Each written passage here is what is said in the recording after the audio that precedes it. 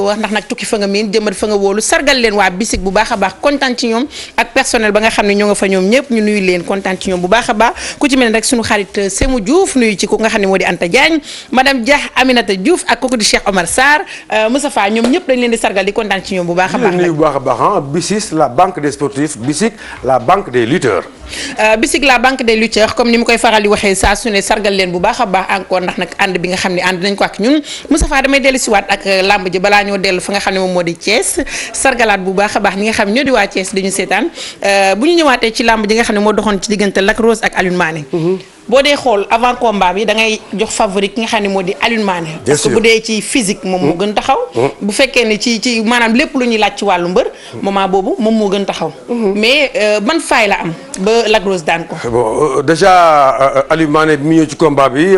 dafa dem ci mbër da ngay toog liir ko rek fekk ma fu mu préparé mais xam naa dafa ñëw ci combat bi ak maa la mën dama lay jàpp daan la bi mu ñëwee nag fekk un Lac Rose vraiment résistant Lac Rose bu dëgër Lac Rose bu ñu préparé Lac Rose mën a ñëw dëkk moo tax boo xoolee combat bi Lac Rose bëriwul benn yoon daf ko taxaw di ko déglu ba action yi jeex mais yow lay faral di dégg nga naan soo tenté ñaari benn affaire ci mbër doxul bàyyil bien sûr mais dafa tenté ñaari yoon parce que fi muy tenté mooy fi mu koy yëkkatee di ko tegaat est-ce que gisoo ni bi mu koy yëkkatee benn yoon mu diis dafa waroon dem defi leneen exactement bi mu koy yëkkatee benn yoon gis ne moom am na blocage bi moom mooy Lac Rose dafa téye ngem ba moom mu téye ngem ki téye sa ngem nga téye ngem moom nag boo ko bëggee yëkkati da ngeen di séddoo yéen ñaar donc bu Lac Rose téyewul woon fenn nag Alioune Mané mën na ko simpi mais Lac Rose dafa téye ba pare bàyyi ko boppam donc là c'est moo ko indil charge bi nga xamante ne moo koy jël un peu la fatigue vers la fin boo gisaatee yomb na trop ci finish bi ak Lac Rose parce que boobu temps Lac Rose aussi il était sa combat bi war na mat ay 5 ans 6 ans peut-être ci ginnaaw waaw parce que boo xoolee Lac Rose boobu ak Lac Rose bu tey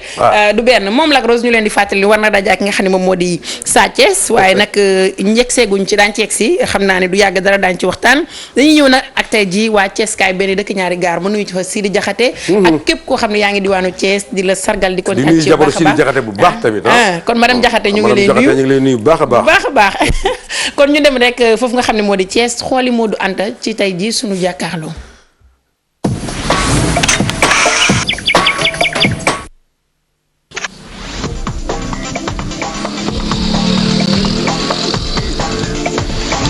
Jàkkaarloo Modou Anta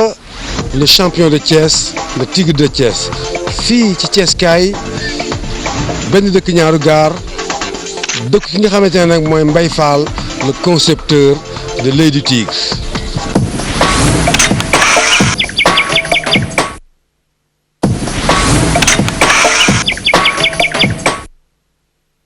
auzu billaahi mina seytaane rajiim bismillaahi rahmaani rahiim ginnaaw bi ñu sante yàlla rek di julli ci yonent bi di sant suñuy ñaari waajur di sant suñu sëriñ maam Saliou mu sëriñ Cheikh Ngounda Fall waaw man la Modou Anta le tigre de Thiès ñoo bëggoon koo xam ci Baye Fall bi def naa 16 combats xam nga 13 victoires 4 défaites man suma premier combat maak Moustapha Diaw bu Jandeer la ñu njëkk a bëree Magna Soumaré après sama combat ak Sankos moo topp course ba ma bëre maak Pambay Kër Seega bëre ak Sokosim Bargny bëre ak Sakal Taïba bëre ak Cheikh Niang Thiès bëre waat maak Youssou Ndour Thiès bëre waat maak Boga Thiès waaw noonu daal laa jàppoo sama carrière waaw ba ni ma demee Dakar daal Moussa Ndoye laa njëkk a bëre yàlla dogal ma bëre combat boobu jëlee ci défaite après ma bëre maak Mamadi daan ko bëre waat ak Ousa Sow fii Thiès daan ko bëre ak Bébé Saloum tamit Bébé Saloum daan ma après ma bëre waat ak Boy Sey waaw daan Boy Sey daan Bathie Seras bëre waat ak Lac Rose après waaw ba Yékini Junior daal ba sama dernier combat maa Yékini Junior la. mën naa ne bi ñu jugee suñu combat boobu ba léegi ñu ngi entraîné di préparé di xaar xam ne xamaat combat léegi mu ñëw ñu ngi ci entraînement yi di xaar daal combat ñëw daal waaw. ñu ngi ci comme ñu ngi jokkoo ak promoteurs yi suñu ménagère tamit ñu ngi jokkoo ak promoteurs yi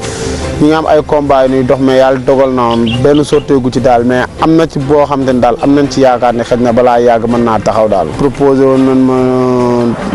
kii nu mu tuddati Moussa Dioum ama neex proposé noonu noonu ma ko xama ak booy kii waaye Diène Kaïré proposé woon nañ ma ko proposé woon nañ ma tamit caat mais yàlla dogal na daal am na ci yoo xam te ne nag sama staff d'accord nañ ma bëre ci mais am na ci yoo xam te ne tamit sama staff d'accorduñ ci daal ma bëre combat yi mais lu ci mën di xew daal ñun moom ñu ngi suñuy entraînement di déglu suñu staff rek ak ménagère bi combat bu njëkk a déggoo rek ñun instant yi pare nan daal nekkuñu fi tamit di xaar benn mbir daal. dëkk boo dem rek wala foo nekk rek di nga ci gis koo xamante ni ak métier bu mu mën di doon di nga ci gis koo xamante ni tey jii mën na ko fuuf yàlla dogal na demu ci mais su boobaa da ngay jël exemple ci ñooñu xool ñooñu lan moo leen teree dem nga xool ko bu baax bu fekkee xam nga ni ñii xam nga ay affaire yu caaxaan wala yu demee noonu moo leen téye nga xool fi ñu tegoon seen tànk ba demuñu yow nga moytu loolu noonu xool ñi nga xam te ne ay champion te àgg nañ fu bëree bëri nga xool jàngat bu baax ñoom fi tax ñu àgg foofu fan la ak fi ñu teg seen tànk ba dem fa nga tëj sa tànk teg ko foofu noonu tënk sa bopp ci yu bëree bëri ndax xam naa ni champion moom doon ko yombul faaw sa tànk gàtt faaw nga xam fi ngay taxaw faaw nga tënk sa bopp ci lu bëree bëri xam nga gëm sa bopp respecté say entraînement xool bu baax fi ngay taxaw pour mën a àgg ci kanam daal. boo amul combat war ngaa mën a def deux séances d'entraînement soo amee combat nag moom maximum 3 séances war nga koo mën a def. mais li ci ëpp solo daal mooy saa suñu amee combat mooy bi ñuy gagné ak bi ñuy perte yëpp lépp luñ ci war dinañ ko def ba saa yu sumee ko nit ñi dinañ xam ni kii kat li waroon ci combat bi lépp def na ko mais xëy na yàlla moom mooy dogal yàlla moom moo dogale noonu. gis na si combat yi ci yoon doon ko dominer mëne ko nga perte combat bi. waaw lan moo waral loolu. ñu bari doon doon mu daan te du xeex mu daan te lii du lii te xëy na ñoo ci bari nii peut-être dañoo desee suivre samay combat yi bëree bëri ndax man sama combat ak Sokocim dañoo xeex ma jël ay coups jàpp ko daan ko maak Sàkkal dañoo xeex bu métti maak Cheikh Niang dañoo xeex ba gars yi ne ma bàyyil xeex bi nga ñëw bëree. suñ diggante Yékini Junior ñu ñëw xool xam ne tey jii nii combat war nañoo mën a bëri war nañoo mën a xeex xam nga te xeex boo xoolee sax moom moo ko ubbi bi at bi soufflé damaa taxaw déglu ko mu déclenché ñaari coups xam nga mais coups yi mu dóor yëpp xam naa ni coups yi nii mooy loolu ci laa taxaw nag dëggal sama bopp xam ni kii tey jii man ma samay loxo moo gën a joxe fuuf ma taxaw xeex ak moom bi may dem di ko jëli tamit yàlla min tim xam na ne boobu da doon appaat boobu da doon dégagé ma ni kii comme que li fi des bëreetul xaaral ma dem jeexal combat bi parce que tamit tey jii mënoon nga woo gaañ muy yemaat ardo di récupérer loolu laa doon invité waat moo tax nag ma daw jàppanteeg moom ci biir bëre bi tamit ma def erreur mu tenté benn action mu réussir. jumbax yi ci arène bi nga gis sa xalaat. man daal loolu amul benn problème daal nañ ci gën a arriéraat daal ñu gën cee xoolaat baax bàyyi gars yi nga xam te ne loolu arrivé na leen ñu continuer seen carrière ndax tey bu ñu leen teree làmb ji lan la ñuy def ku ci mel ne ay bébé Saloum ñooñu buñ bàyyee bëre lan la ñuy def gars yi mënatuñoo doon leen lu dul mbër kon nañ leen bàyyi ñu continuer seen carrière parce que man di boobu léegi gisuma kenn ku ci am problème man daal jàngat boobu laa ci am. arrêt bi man jàngat bi ma ci am moom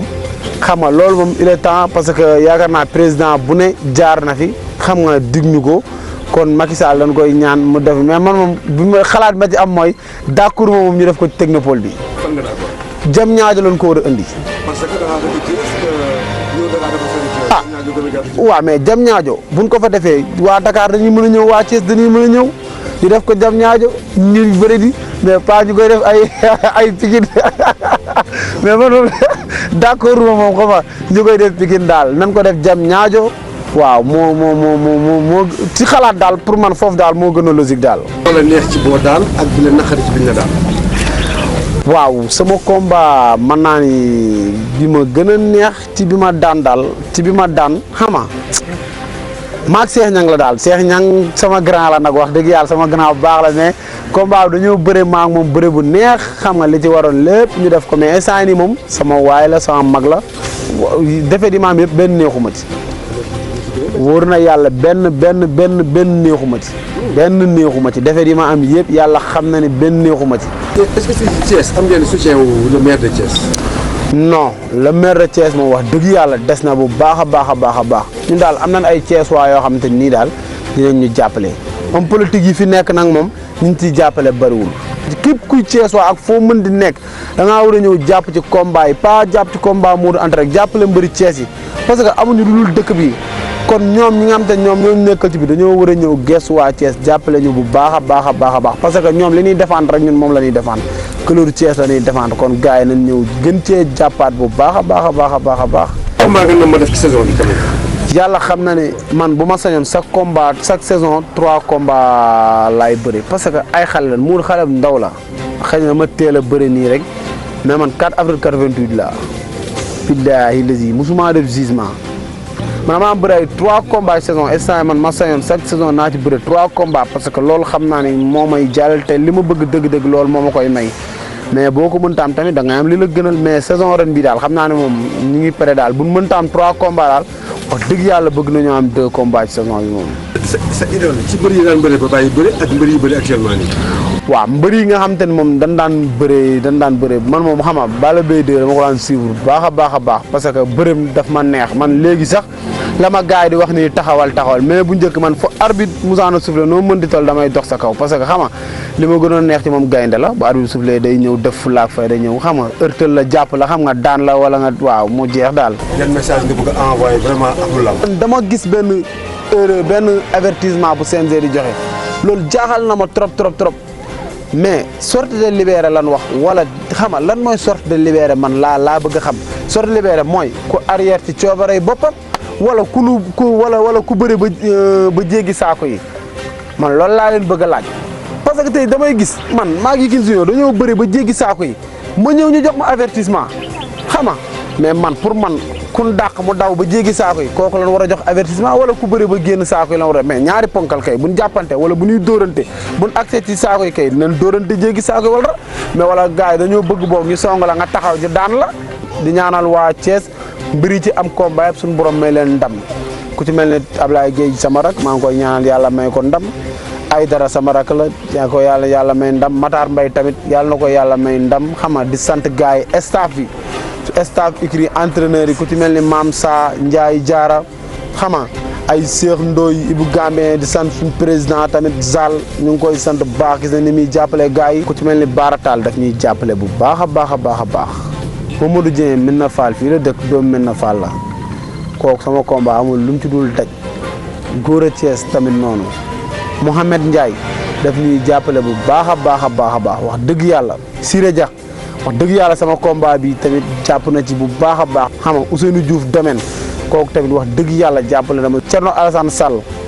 moom tamit nit ku baax la day jàpp ci combat yi Modou Anta bu baax a baax Cheikh Diouf Karames ñooñu am na ñu ci dul politique Cheikh Diouf Karames day jàpp suñuy combat baax waaw maa ngi sant ñëpp di santaat sama sëriñ maam Saliou mu sëriñ Cheikh Ngounda Fall di sant waa Medina Fall bu baax a baax Thiès gépp maa ngi sant bu baax sama supporter yëpp ñëpp.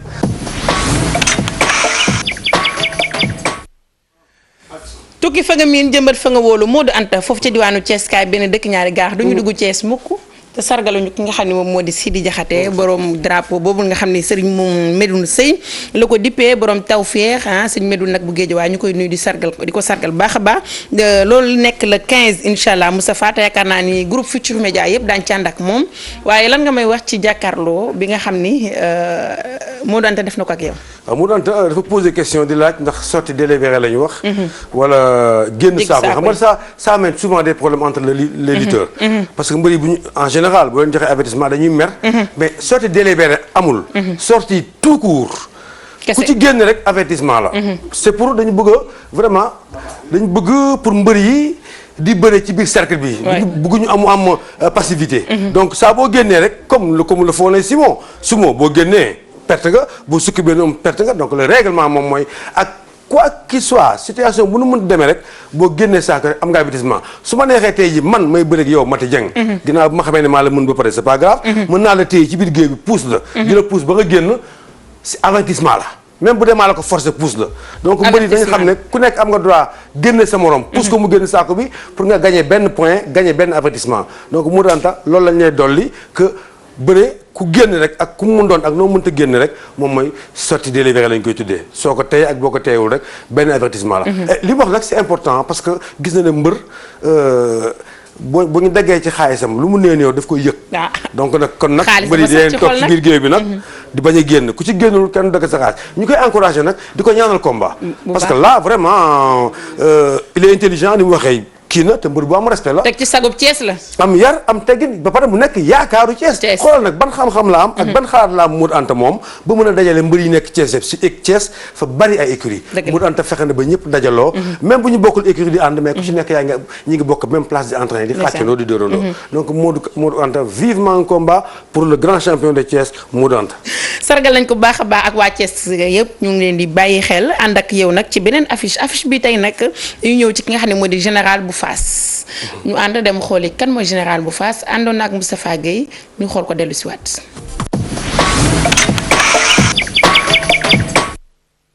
Alhamdulilah mina seytaane rajim barke borom Tuubaa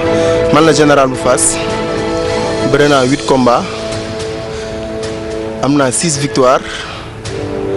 am naa benn match nul am naa benn défaite feu rouge laay bëreel le 15 février di ñaan ndam ci kawam feu rouge waaw maa ngi koy xool nànk-nànk quoi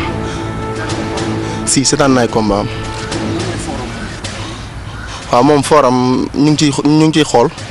mooy xool ay forum di xool tamit ay faiblesse am pour jaar ci daal mais moom am na ay mënin quoi man it maa ngi koy xool quoi pour méfier wu ko bis ba ma xool ci faayam ma jaar fa daan ko. lamb moom dafa doy waar mbër bi mën nay bëre te du xeex bis bi avant bis bi mu jàng xeex kenn xamul daal mais lépp ngay sóor ñëw. ñaari maa ngi ciy liggéey quoi parce que mbër bu ndaw laa nekkuma fi di xaar poids am wala lésem non maa ngi liggéey rek li nga xamante ni pour bu ñëwee rek lu mu indi rek ma bëre ak moom. waaw instant bi lépp lu ñu doon def loo xam ne day maye doole pare nañ ci pour def ko instant bi nag ñu ngi liggéey loo xam ne pour suñu cardio la xol bi moom ñu ngi koy liggéey bu baax parce que xam naa ne moom mbër la boo xamante ni du mbër bu ñuy waxu quoi ci temps ngay bëre ak moom waaw lu mu laaj nag pare naa pour bëre ko. ñan la saxal leen par exemple parce que yaa ngi bëgg ay jaloore ci lamb ji tamit. waaw ok loolu am na moom parce que lamb ji moom gars yi ci kaw en général duñ bëgg di may sens quoi surtout ñun dañu ci taamu quoi mais yeneen gars yi ñu ngi leen di may sens mais man bëgg naa incha allah su ma génnee fii ak V gars yi bëre ak man daal ndax maa ngi jàng bëre am na lu ma jot a mën loo xamante ne tey mën naa ci bëre ak ñu bari kon ñoom war nañ mën a bëre ak man quoi. c'est amateur c'est rek waaw loolu moom damay profité di wax ni Grand Dakar lamb ji seen lamb la ñoom ñoo ma jur ñoom ñoo ma boot ñoom ñoo ma tette jël ma jox ma Fass waa Fass tamit di ma tàggat di def ci man loo xamante ni vraiment ñi ma fa yóbbu ñoom ñëpp Fass lañ doon supporter kon tey bu ñu demee ba nekk fa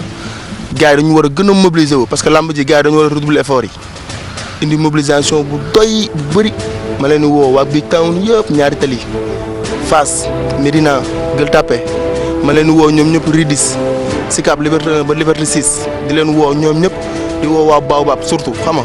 di woo ñëpp daal benn tali bàyyiwuma kenn képp ku ma limul rek dama la xaw a fàtte waa Taïba Grand Dakar ñoom ñëpp ñu mobiliser wu ñëw ma jàpp waa ji defaral ko ñun ñëpp ñu ñibbi ci victoire bis boobu ñu jubile Grand Dakar jax Fass jax.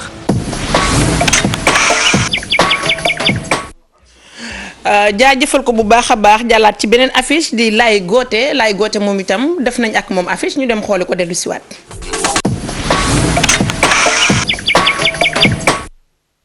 ginnaaw ban sant yàlla julli ci yonent bi ñu ngi sant suñu ñaari waajur di sant suñu sëriñ sëñ Abdou Sakkoor mu sëñ Cheikh Fall Ngunda di sant suñu waa staff yëpp di gërëm ñëpp man maa ngi tudd Laye Gothé bokk ak Modou Anta ndey ak baay war a bëre la 15 dimanche stade Maniang Soumaré man ak Pambay bu R100 mbooloo waaw di ñaan yàlla may ma ndam ci kawam. am naa 4 combats 3 victoires benn défaite bi mooy 5e combat bi may ñaan yàlla may ma ndam. moom xam naa ay qualité bëreem ndax dañ daan bokk làmb dañ daan bokk mbapat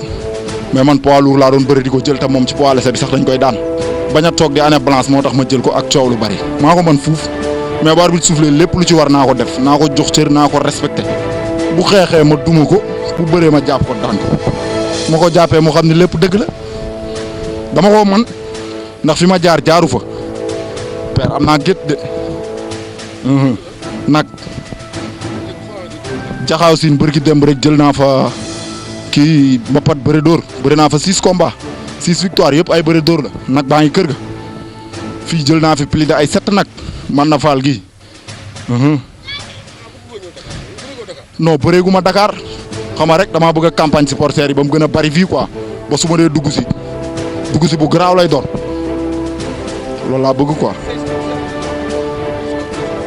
waaw instant yi moom damay réveil musculaire rek ndax man yàlla xam na ni du ma toog sax benn saison te entraîné wu ma amul saison bu tëj ak bu tijji chaque jour dañuy entraîné di dem salle di dem dindi contact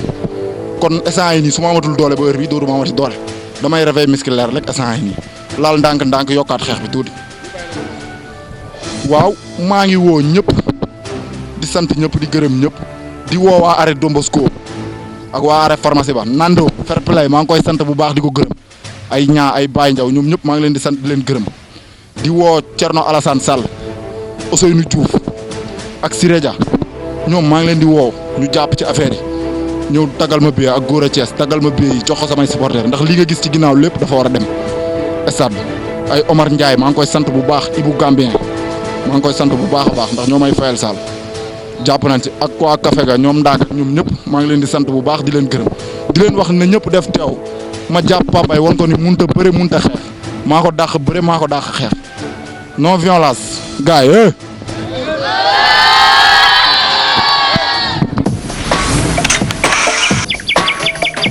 comme ni ma ko waxee rek non violence kooku di sunu xarit Laye Gothé nag ki muy dajeel kenn la di Pape Mbaye bu Thiès ñoom ñaar ñëpp jàppal ne Thiès la ñu dëkk kon nag ku ci gagné rek jàppal ne Thiès moo am ndam ci teewaayu Baba Camara kon nag la ñuy def moo di xoole ki nga xam ne moo di Pape Mbaye bu Thiès moom itam ak li nga xam ne rek moom moo di affiche am.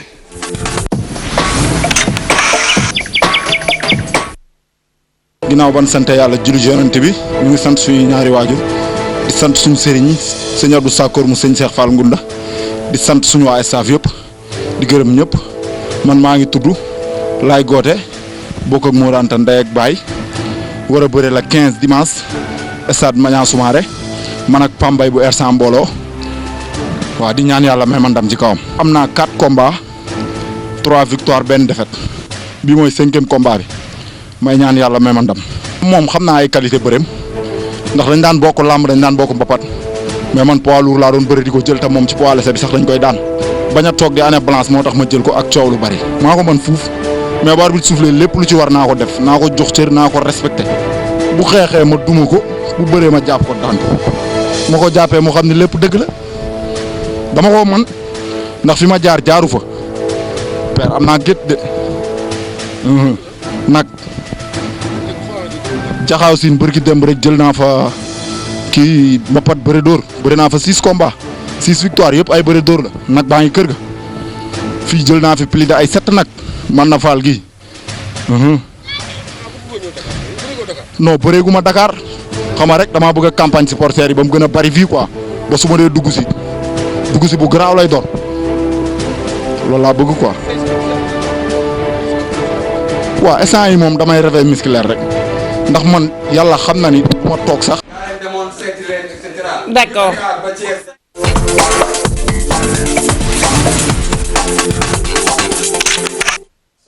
ñuy jégalu bu baax a baax kooku ba tey Laye Gothé la ki ñuy dem nag yaakaar naa ni sama xarit moom moo di Aïdara Karara ba tey nag sama consultant escalité moo demoon seeti leen foofu nga xam ne moo di diwaanu Thiès kaay benn dëkk ñaari gaar tey nag sama dëkk nga demoon ñu dem xooli ki nga xam ne moo di Aïdara Karara.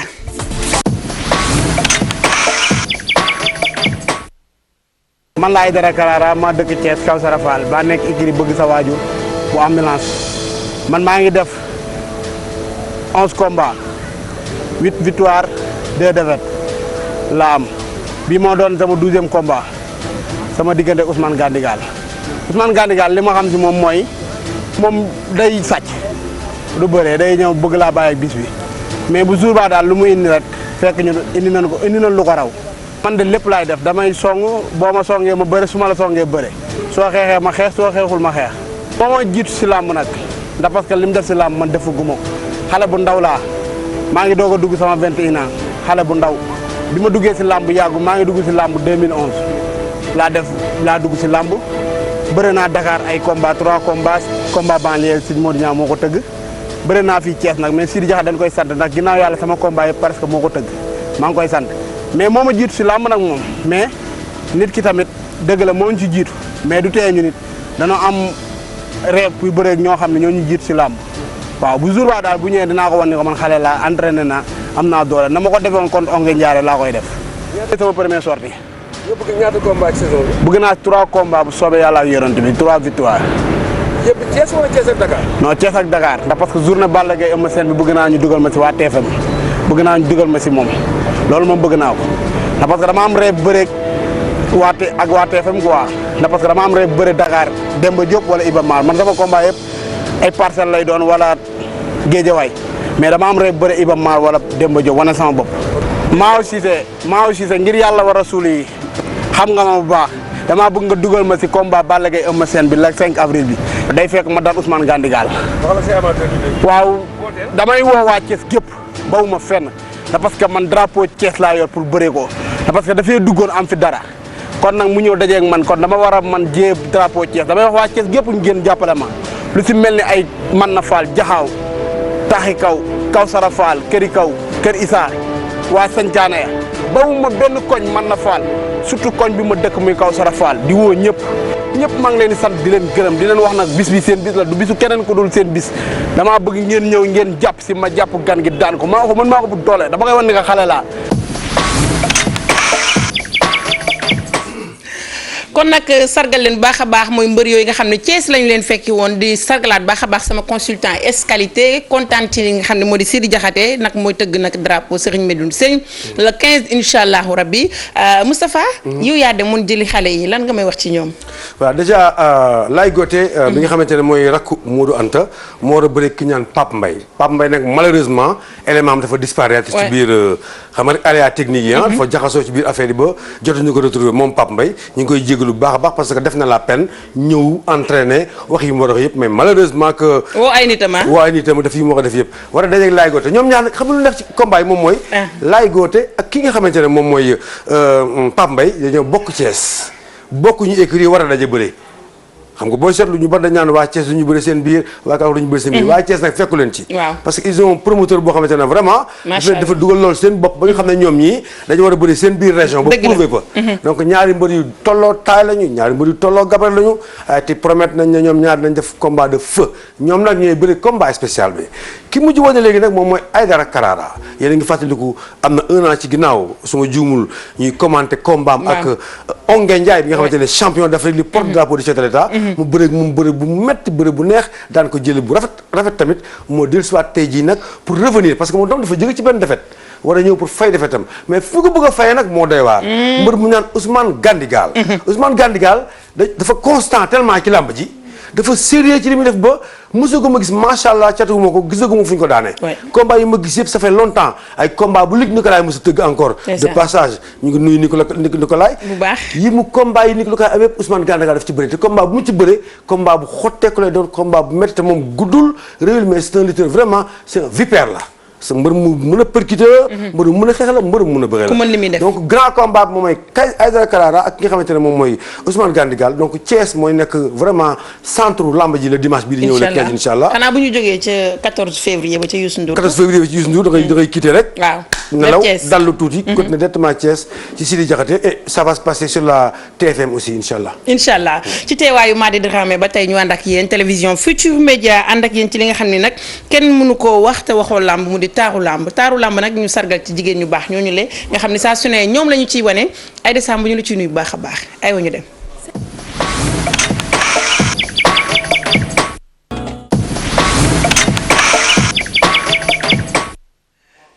mu nekkoon noonu taaru lamb nag ci nuyu jigéen ñu baax ñooñu lee ko ci mel ne Numbe Thiam nee na mu ngi lay nuyu bu baax a baax di madame Assane Ndiaye di kontaan ci mu baax a baax ak ña mu nekkal tey seetaan yëpp Lat Diop encore merci beaucoup sargal la yow itam kontaan ci yow li ñuy def moo di ànd ak sunu zapping nag xam nga ni Mbaye Fall moo ñu koy defal dañuy ànd ak moom xooli sunu zapping dellu si waat.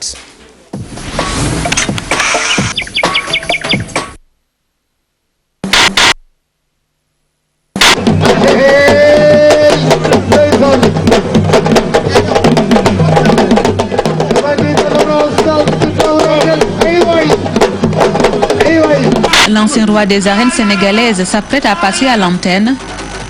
Rien que de la lutte au menu de cette émission consacrée au décryptage technique des combats, ces prises que l'on enseigne dans les écoles de lutte. mooy nga jël seen loxo nuyu sa bopp seen tuuti mooy téye. waaw télévision spectacle la ñun bu ñu duggee ci télévision tamit parce que dañoo am background spectacle suñu demee seeti ku mel ni Luc Nicolaï indi ko. dañu xam ne dafa am background spectacle kon télévision spectacle la ñun daal du ñu xool ci ginnaaw ñun daal ñu ngi xool ci kanam loo xam ni que télévision war na ko am pour nit ñi mën ko seetaan loolu la ñu jógee. Il est passé dans la catégorie des poids lourds en 1998 où il a régné en maître absolu et est devenu le champion incontesté en battant James Buster Douglas par KO 2 ans plus tard. Même encore à moitié endormi, celui que l'on surnomme le guerrier intimide par sa simple présence. Il est le plus jeune de 9 enfants et a dû se battre dès le plus jeune âge. C'est de là qu'il tire sa combativité. ñoom ñaar Baye Mandione a ngi door ci suuf Coly Faye ak Baye Mandione Coly Faye en mauvaise position waaye mi ngi bëre mi ngi doorante. Mais tous les anciens lutteurs n'ont pas cette chance. Nombreux sont ceux qui peinent aujourd'hui à joindre les deux bouts. Par de la retraite, les lutteurs sénégalais, il y a beaucoup qui souffrent quand même. Ils sont très souvent malades, rester au lit et prendre même leur téléphone pour demander de l'aide. Pour s'éviter pareil destin, ceux qui sont encore en activité s'organisent. Les voici à 120 km de Dakar, prêts à endosser le costume d'agriculteur pour s'offrir une retraite dorée à 45 ans seulement. mais CNG musuñu am benn problème man ak ñoom musuñu jël sama licence donc mag bon c'est normal que les gens léeg-léeg ñuy wax yenn wax yi mais bi ma demee jël li nga xamante ne loolu laa war a yóbbu muy sama kayit yiñ ma laaj pour ma am licence bi ma ko yóbboo ci jour bi lañ ma bindal licence jox ma ko donc je pense que loolu du woon débat.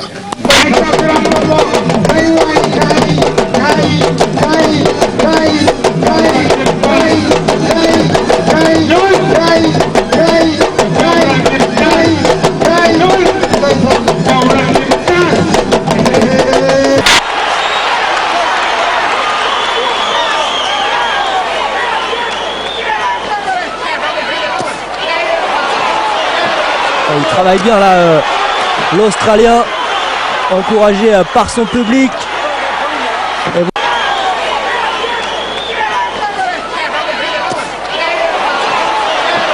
Il travaille bien là,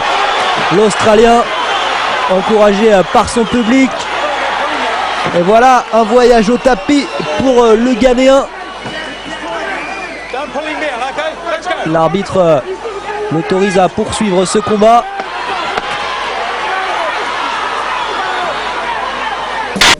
waaw lamb ji boo gisee ni ma ci ñëwaatee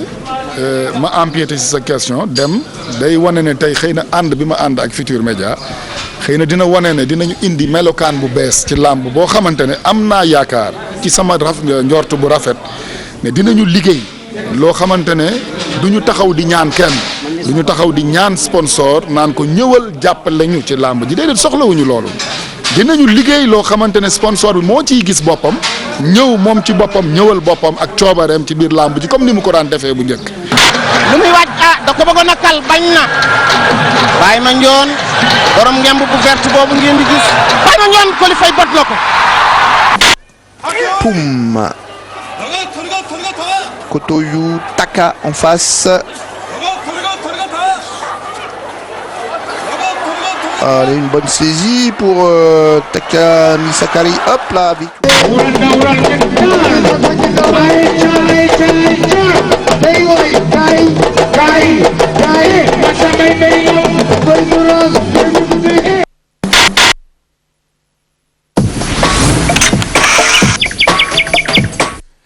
jaajëfal ko bu baax a baax Mbaye Fall moom mi ñu defal boobule zapping sargal ko bu baax a baax ànd ak yéen ci statistique nag dañ ci ànd ak ki nga xam ne moo di Iba Kane bu sunu lamb nga xam ne moom itam ba mu jàppee ba tey bàyyiwul ànd ak moom ci statistique mu defal ñu statistique ki nga xam ne rek moo di feu rouge ak kooku di général bu Fass ñu dem.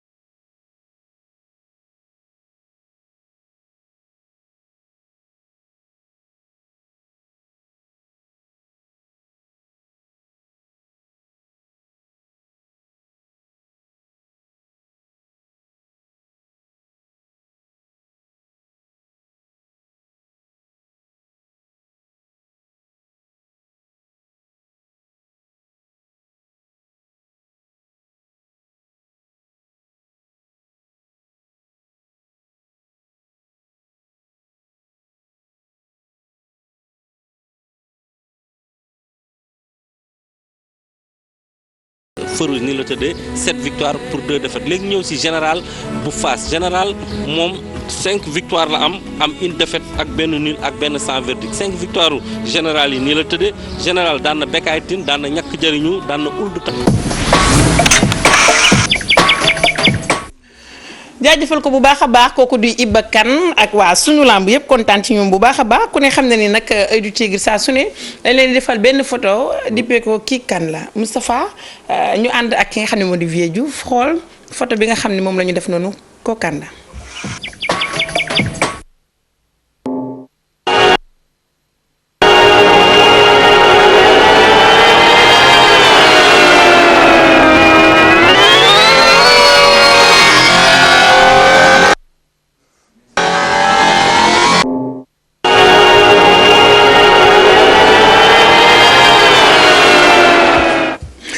kon nag photo boobu la ñu tegoon ne kii kan la dafa mel nag bi ñu ne kii kan la kii la ñu wax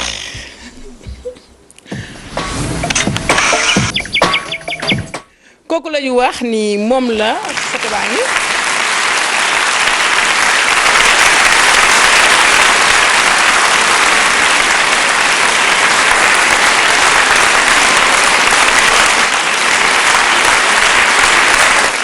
kon nag Moustapha kii kan la.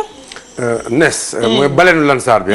mais Nes tamit gars yi nam mën a gëj na am combat trop te xam nga Nes daanee ba léegi amul combat xam nga Nes moom combat am li ci gën a neex mooy moom moo koy animer boppam. exactement des fois mu yore guitare des fois mu bàkkul la des fois mu fecc nu ñu koy waxeeti bu ma lekkee ginnaaw may la pooj indi pooju ginnaaw dafa jógee États-Unis jóge voyage nag quand même sonn ci entraînement yi dafa ne fa lu yàgg préparé wu ba bien ñëwaat bi mu ñibbisee dafa yaakaaroon combat donc gars yi Nes a ngi noonu non Luc Nicolas ñëw na xel yi dal nañu